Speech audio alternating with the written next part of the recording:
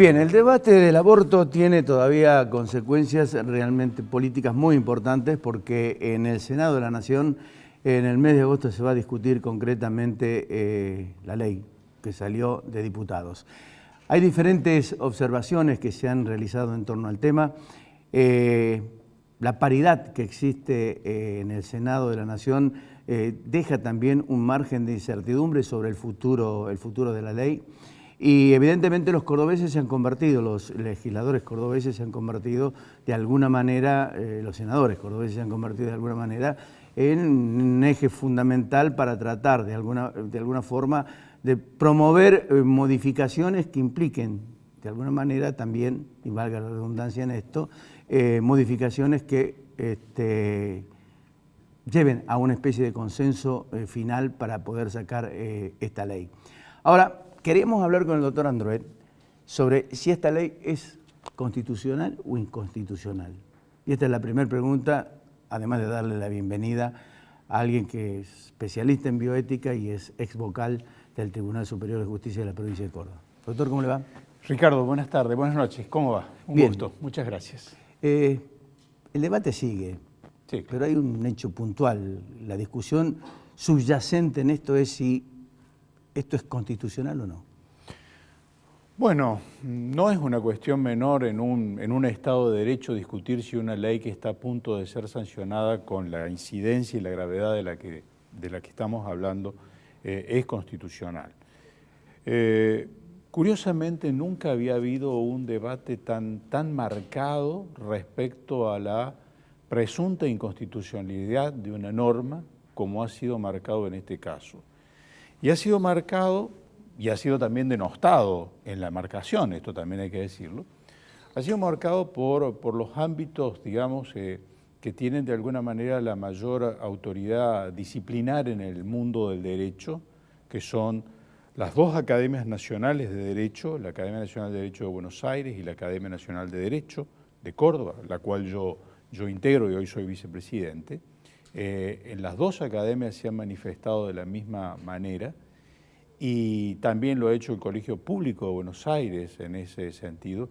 Y me acaban de informar, acabo de leer un texto, salvo que sea una falsa noticia, lo cual no lo creo, que el Colegio de Abogados de Córdoba se acaba de pronunciar en ese sentido también a propósito de la advertencia de la inconstitucionalidad de la norma. Lo cual parecería que da mucho que pensar si hay una insistencia, lo cual no quiere decir que no se pueda dictar una ley a propósito del tema del aborto, despenalizándolo, lo cual implica hacer un recorrido diferente del que se ha hecho, nada más. Es decir, que si al fin de cuentas es cierto lo que creemos que es tal, que es inconstitucional por afectar cierto marco del paraguas institucional del Estado argentino, me parece que es preferible hacer todo el recorrido como corresponde, retirar los obstáculos institucionales y jurídicos que estarían afectando para que se dictara una ley que no sea en definitiva tachada de inconstitucional, porque la tachadura de inconstitucional implicará otra cantidad de desórdenes más serios todavía, digamos en el supuesto caso de que una persona, una mujer, esté en esta condición de requerir el aborto e inmediatamente se termine judicializando. Y más allá de que la norma, hoy, la que tiene media sanción, diga que en definitiva el requerimiento no admite ninguna dilación judicial, en realidad cuando una cuestión es inconstitucional se judicializa, lo diga la norma o no lo diga la norma. ¿Cuál es, digamos, el punto crucial donde se quiebra el tema de constitucional e inconstitucional? Se quiebra en orden a dos aspectos claramente destacables. Uno por la constitucionalidad del sistema argentino y otro por el sistema de convencionalidad al cual el derecho argentino ha suscripto. O sea, a ver, cuando se reforma la Constitución en el 94, sí, había, digamos, un grupo de convencionales constituyentes que tenían un proyecto muy ambicioso respecto a este tema de la vida desde la concepción, y su proyecto era plasmarlo definitivamente en un texto constitucional así de claro. Obviamente que esa idea no terminó de prosperar completamente, pero como corresponden a los grandes momentos institucionales de un país, hay que efectuar consensos entrecruzados para indudablemente lograr el resultado que es el objetivo común, el nuevo texto constitucional. Y en ese orden hay una interesante incorporación que se hace al texto en el artículo 75, que son las atribuciones del Congreso Nacional, con el inciso 23. Y en el inciso 23 se habla precisamente de un reconocimiento de la seguridad social de la mujer embarazada a la criatura del embarazo. O sea, se le está reconociendo una condición no solamente de embarazo, sino también una condición de aseguramiento de los cuidados de la seguridad social, lactancia, atención médica, etcétera, por el embarazo que tiene. Entonces, de allí se colige que en definitiva lo que se ha querido es hacer una protección claramente a la mujer y a la criatura. Eso está dentro del texto. Y si acaso alguna incertidumbre o alguna interpretación dificultara esa idea, si uno revisa, y como está claro en los textos de las dos declaraciones de las Academias Nacionales de Derecho, se ha indicado muy precisamente por muchos de los convencionales constituyentes que en realidad todo eso está de alguna manera apuntando sí a la vida de la persona y a este por nacer. Provida. Exacto. Sí. Ese es un punto. El otro punto, o sea, no ya en el sistema institucional del Estado argentino, sino el Estado, digamos, argentino suscribiendo convenciones, tratados internacionales, cuando en definitiva Argentina firma o adhiere, mejor dicho, a la Convención de los Derechos del Niño, allí la Convención del Derecho del Niño, Argentina hace una salvedad dentro del derecho internacional cuando un Estado firma una convención o un tratado, puede hacer algún tipo de salvedades, o sea, bajo qué conceptos va a tomar el instrumento internacional.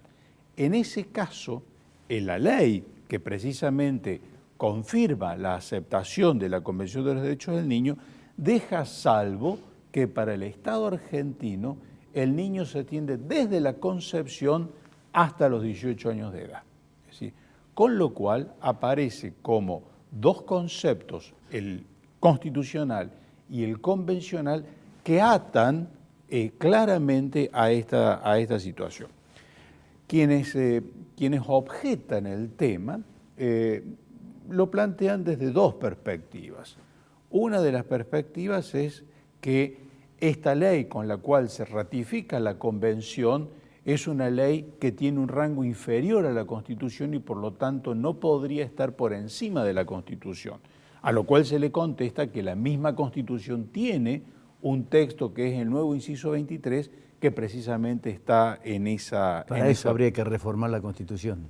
Para eso habría que, en definitiva, primero, hacer una nueva acción vinculada con la Convención de los Derechos del Niño, ratificándola bajo un concepto diferente al que está, y por otro lado, hacer un ajuste constitucional, que bien debe ser sobre una reforma, porque no tenemos otro modo de modificar la Constitución que no sea por reforma, a propósito del 73, inciso 23. O sea, son elementos complejos. Obviamente que otro de los argumentos está vinculado a que el Código Penal actual, desde el 23, es decir, tiene vigente, en definitiva, un texto que ya autoriza el aborto bajo determinadas condiciones, vinculadas con la salud de la madre, fundamentalmente, o con la violación, en el caso de la lectura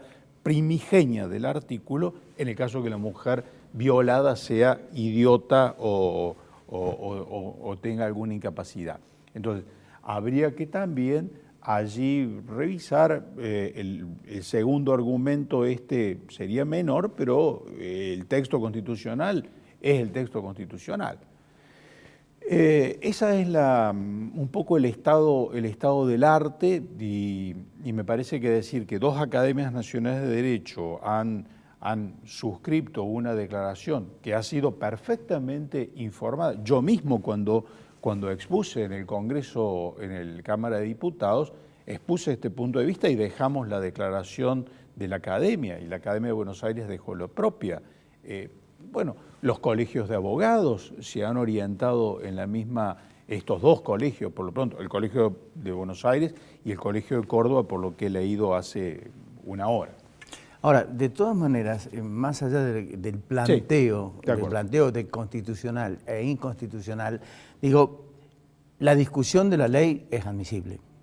No, a ver, más allá de cuál sea mi posición, digamos, sobre el fondo del asunto, yo creo que ha sido una discusión valiosa para la República. Ha habido un debate profundo.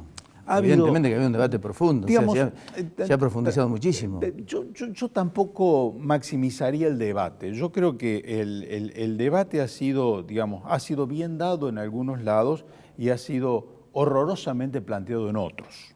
Es decir, porque yo no creo, bajo ningún punto de vista, como agentes morales que somos todos, me parece que en definitiva hacer actos de ofensividad por blanco o por negro, nunca es en definitiva una destreza de un Estado de Derecho. Tres temas: sí. Objeción de conciencia, empresas que evidentemente no quieren asumir el rol y el costo que ahora aparece como un imperativo de objeción a la ley. Bueno, empezando por lo último, el costo, yo creo que nunca se debió ignorar el costo. Es decir, lo cual no quiere decir que ese sea el impedimento, pero en realidad el costo tiene que ser una ecuación que en esta ley y en cualquier ley, yo conozco y todos conocemos que en realidad nuestro país tiene una producción legislativa notable, pero sin costo presupuestario, sin efecto presupuestario. ¿De qué vale una ley si en realidad no se le dan los recursos para que la ley se cumpla? Es decir, entonces, eso es un elemento que naturalmente se tendrá que pensar.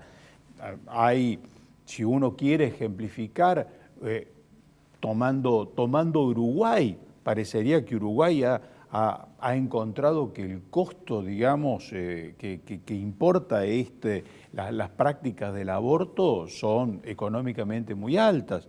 Me parece que también, si finalmente la ley prosperara, creo que hay que insistir profundamente sobre el tema que para mí es nuclear.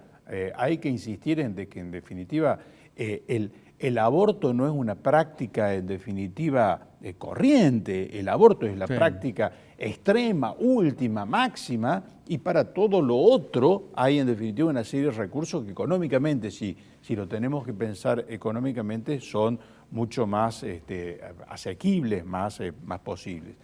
Respecto a la objeción de conciencia, me parece que ese es un tema serio y habla de una posición fuertemente, digamos, no quiero decir una posición de una derecha extrema, pero me parece que no aceptar la objeción de conciencia, no solamente la personal, ligeramente, digamos, considerada como si fuera un beneficio que el Estado le da al ciudadano, la objeción, mire, es decir, en un Estado donde no se respeta la conciencia de los ciudadanos se respetan pocas cosas, es decir, y desde ese punto de vista me parece que la objeción de conciencia, tanto individual como la institucional, deben ser claramente aceptadas, lo cual no significa, bajo ningún punto de vista, que el ciudadano que va a requerir de la práctica no encuentre quien le haga su práctica, porque eso tampoco podría ser en un Estado de Derecho. En un Estado de Derecho, bueno, hay diversidad de miradas morales y, bueno, cada uno podrá tomar la suya. Que yo vuelvo a decir, estoy ante las preguntas moviéndome en el marco descriptivo. Es decir, Sí. yo pienso de una forma claramente, digamos, en donde me parece que hay una afectación profunda a la vida de la persona humana con la práctica abortiva, pero esa es otra cuestión. ¿Y de la empresa? ¿De las empresas? Bueno, las empresas por la objeción de conciencia, Sí. las empresas de medicina, bueno, a mí me parece que ahí también hay un criterio que ellos han pedido, digamos, hay como dos marcos del mundo de la empresa, digamos. Aquellas clínicas, hospitales, sanatorios que tienen una confesionalidad o una ideología muy clara, es decir, Reina Fabiola, por ejemplo. por ejemplo, la Reina Fabiola Fabiola. o la Austral en Buenos Aires, me parece que es pedirle algo que aparece casi, digamos, como una cachetada. Es decir, y el resto me parece que tienen el temor, más allá de tener razones morales para poder hacerlo, más allá de las razones morales que pueden existir claramente, aún no siendo confesional, hay razones que están como metidas en la lectura del proyecto, es decir, en donde quedan muy al borde de, en definitiva, una mala praxis impuesta por la norma. O sea, esta es una norma que si uno la mira así, con total perspectiva jurídica, yo en algunos casos le estoy diciendo al médico, mire, vaya en contra de la lex artis, haga una mala praxis, porque en realidad usted tendrá que elegir, o elige la mala praxis o elige que yo en definitiva lo juzgue bajo el marco de la ley con una penalidad porque no ha querido hacer el aborto. O sea, son cuestiones de sopesar.